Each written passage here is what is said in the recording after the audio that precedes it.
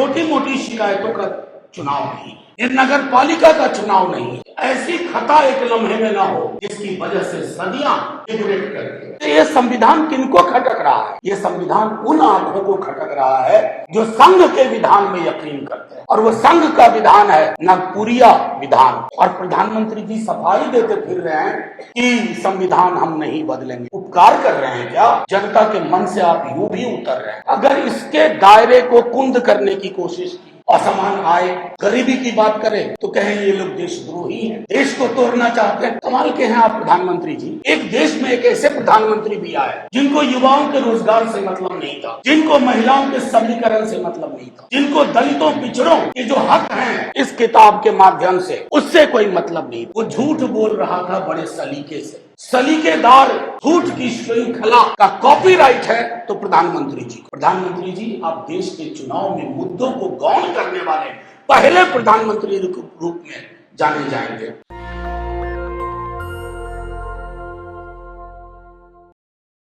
ये है कि ये चुनाव एक ऐसा चुनाव बन गया है लोगों के जेहन में। जब लोग वोट देने जाएंगे तो उन्हें ये तय करना होगा कि इसके बाद वो वोट दे पाएंगे या नहीं। इस चुनाव के बाद भी कोई चुनाव होगा या नहीं, इस बात का फैसला है। आप सब ने देखा है कि सूरत में जो हुआ, सूरत में सारे कैंडिडेट्स भय और प्रलोभन के बाद खाली करवा दिए गए। बिना सूरत की जनता की भागीदारी के, उनकी इच्छा के एक सांसद मिल गया, सर्टिफिकेट मिल गया। चंडीगढ़ मेयर का इलेक्शन उसकी बानगी था, और जिसको आप सब लोगों ने, क्योंकि आप सब किसी भी चैनल के हो, किसी भी यूट्यूब चैनल के हो, आप सबको पता है कि ये लोकतंत्र के लिए कितना घातक है कि चुनाव के नतीजे बिना लोगों की भागीदारी के होते हैं। इसलिए मैं कह रहा हूं, देश भर में इस बात का संदेश गया है, जिसको हमारे नेता तेजस्वी जी ने भी एम्पलीफाई की। इसके बाद चुनाव होगा या नहीं, ये छोटी मोटी शिकायतों का चुनाव नहीं है, ये नगर पालिका का चुनाव नहीं है। यहां हर कौम, हर जाति को देखना है कि ऐसी खता एक लम्हे में ना हो जिसकी वजह से सदियां रिग्रेट करके पश्चाताप करती रहे, फिर पश्चाताप से कुछ हासिल नहीं होगा। इसलिए नेता प्रतिपक्ष तेजस्वी जी, लालू जी और महागठबंधन के सभी लोग कह रहे हैं इसकी रक्षा का चुनाव। यह है भारत का संविधान। आप बाबा साहब डॉक्टर भीमराव अंबेडकर जी की तस्वीर देख रहे हैं। एक महज व्यक्ति नहीं थे।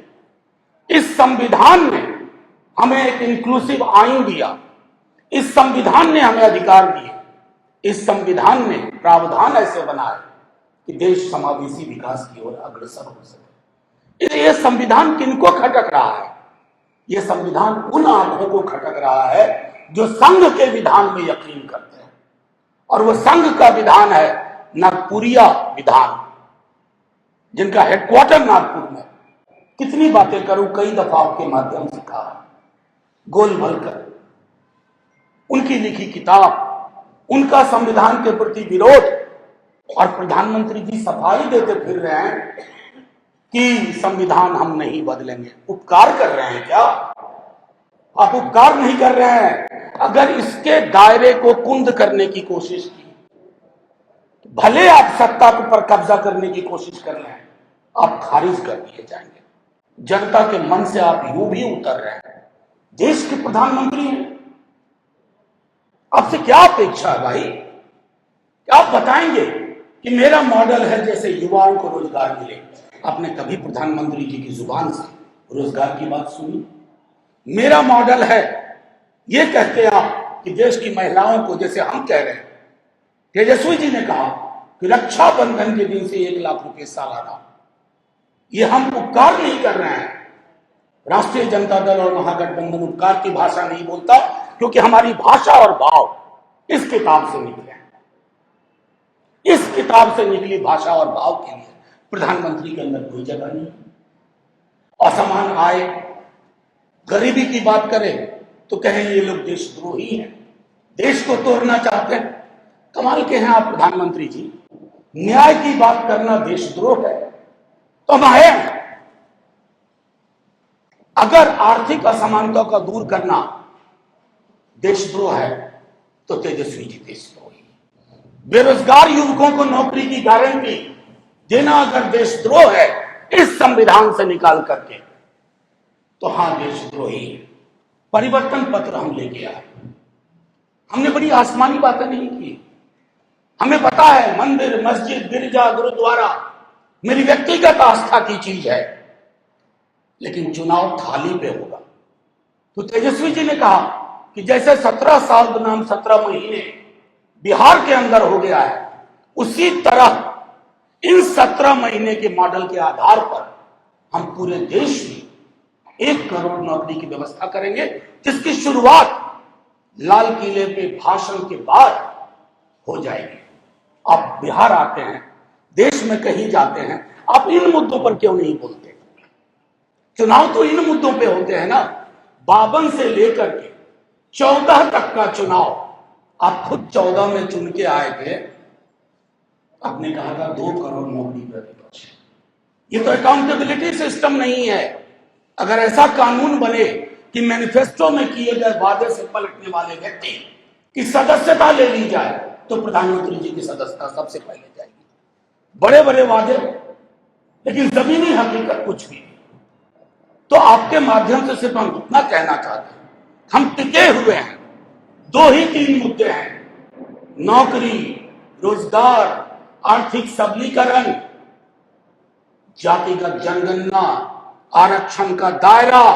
इसके अलावा कोई मुद्दा नहीं है। प्रधानमंत्री जी कुछ चल नहीं पा रहा है। प्रधानमंत्री जी की जुबान फिसल रही है। बताइए, देश के प्रधानमंत्री हैं। जवाहरलाल नेहरू से लेकर के अटल जी तक, मनमोहन सिंह जी, इंदिरा जी, वीपी सिंह, देवेगौड़ा, किसी ने इस प्रकार की जुबान नहीं खोली। क्या मुंह दिखाएंगे आप? तभी तो मूल्यांकन होगा आपका कि एक देश में एक ऐसे प्रधानमंत्री भी आए जिनको युवाओं के रोजगार से मतलब नहीं था, जिनको महिलाओं के सबलीकरण से मतलब नहीं था, जिनको दलितों, पिछड़ों के जो हक हैं इस किताब के माध्यम से, उससे कोई मतलब नहीं था। एक ऐसा व्यक्ति जो, वो क्या कहते हैं ना, एक शेर है, वो झूठ बोल रहा था बड़े सलीके से। सलीकेदार झूठ की श्रृंखला का कॉपीराइट है तो प्रधानमंत्री जी को। प्रधानमंत्री जी, आप देश के चुनाव में मुद्दों को गौण करने वाले पहले प्रधानमंत्री रूप में जाने जाएंगे। मछली, मटन सब दिख रहा है, लेकिन आपको मछली की आंख नहीं दिख रही है जो तेजस्वी जी देख रहे हैं। वो है युवाओं के लिए नौकरी। और इसलिए आपके लाख करने के बावजूद आप बिहार के किसी कोने में जाइए, आप पूछिए नौकरी मतलब, बच्चा भी जिसको नौकरी अभी नहीं चाहिए वो कहता है तेजस्वी। इसका तो आप मुकाबला करिए, कहिए कि हम तेजस्वी से ज्यादा नौकरी देंगे, हम ज्यादा बेहतर विकल्प देंगे। कहिए ही नहीं, कुछ ब्लूप्रिंट भी दीजिए जैसा हमने दिया। तो हमारा सीधे तौर पे कहना कि बिहार हो या पूरे देश का हो, प्रथम चरण में प्रधानमंत्री जी को जोर का झटका धीरे से लग चुका है। दूसरे चरण का भी उनको आभास है। मैं इतना ही चाहूंगा कि चरणों से जो दस्तक मिल रही है प्रधानमंत्री जी, तो अपने चरणों को ऐसे बिठाइए जहां मुद्दे पर और जमीन पे आपके पांव हो, तभी हम समझेंगे कि आपका जमीन ये कह रहा है।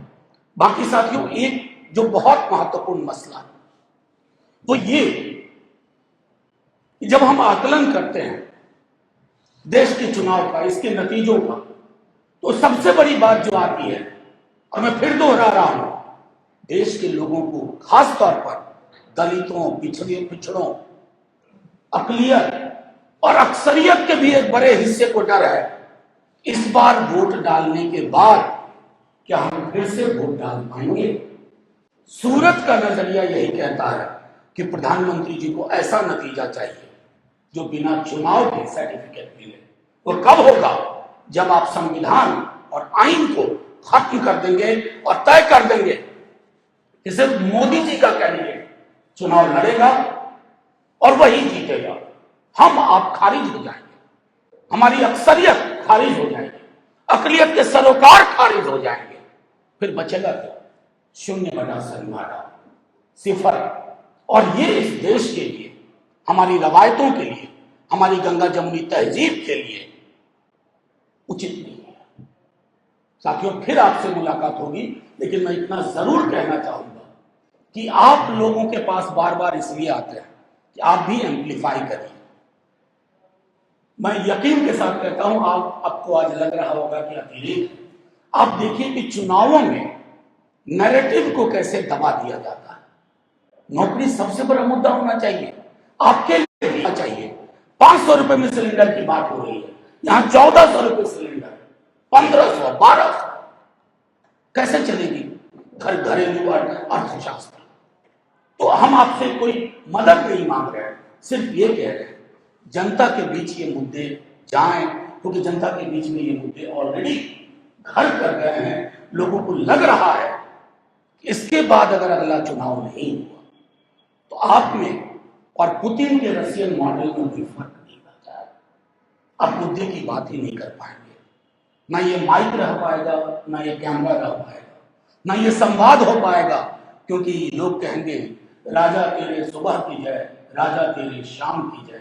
ऐसी ही चीजें माननीय प्रधानमंत्री मोदी जी को पसंद है। आप एक एक लोगों की जुबान देख लीजिए, मोदी जी हो, नड्डा जी हो, अमित शाह जी हो, और बिहार बीजेपी की तो खैर बात ही ना कीजिए। इनके पास आप एक पॉजिटिव एजेंडा मुझे बता दीजिए, एक पॉजिटिव एजेंडा जो नौकरी, रोजगार, महंगाई, संविधान की बात करता हो। इनका एजेंडा क्या है? नफरत फैलाओ, नफरत की फसल उगाओ, नफरत की फसल में झुलसा दो लोगों को, नफरत की आग में आप सबके बीच में एक एक दीवार खड़ी कर दो। तो आपको जरूरत है किसी राजनीति की जो दीवार गिरा दे, नफरत मिटा दे, मोहब्बत का पैगाम दे, नौकरी और रोजगार और आर्थिक सबलीकरण, सामाजिक आर्थिक न्याय के मुद्दों से रंच मात्र भी विचलन ना हो। इसलिए कल भी एक फेर चुनाव है। मैंने पहले भी कहा कि लोकतंत्र बचाने का चुनाव है। ये चुनाव आम चुनाव पहले की तरह का नहीं है, ये खास चुनाव है। और वो खास चुनाव है जहां अकलियत हो या अक्सरियत हो, उन सबको एक संदेश देना है कि मोदी जी बस अब बहुत हुआ, अब हम अपनी थाली को देखेंगे, पड़ोस के सौहार्द को देखेंगे, उसके अलावा कुछ नहीं देखेंगे। हमें सूरत मॉडल ऑफ इलेक्शन नहीं चाहिए जहां चुनाव हुआ ही नहीं, लोग अपने घरों से नहीं निकले, बेचारे बूथ तक नहीं गए, उनके ऊपर एक उम्मीदवार आपने थपवा दिया, क्योंकि आपके पास पैसों की बहुत बड़ी ताकत है। आपके पास ऐसी ताकत है कि आप मुख्यमंत्री को जेल भेजते हो, आपके ऐसी ताकत है कि आप तेजस्वी जैसे जो आपको चैलेंज करते हैं उनको जेल भेजने की जुगत में लगे हुए हो। तो मैं सिर्फ इतना कहूंगा कि रथ का पहिया मुड़ता है, चीजें मुड़ रही है, पलट रही है, और जब पलटेंगी आप भी जद में आएंगे। सावधान रहिए। नेशनल दस्तक की आपसे गुजारिश है कि अगर इसको बचाना चाहते हैं तो नेशनल दस्तक को सब्सक्राइब करने के लिए रेड कलर के सब्सक्राइब बटन को दबाएं, फिर बेल आइकन की घंटी दबाएं। नेशनल दस्तक को बचाने के लिए बहुत जरूरी है कि हर खबर को शेयर करें, लाइक करें, कमेंट जरूर करें।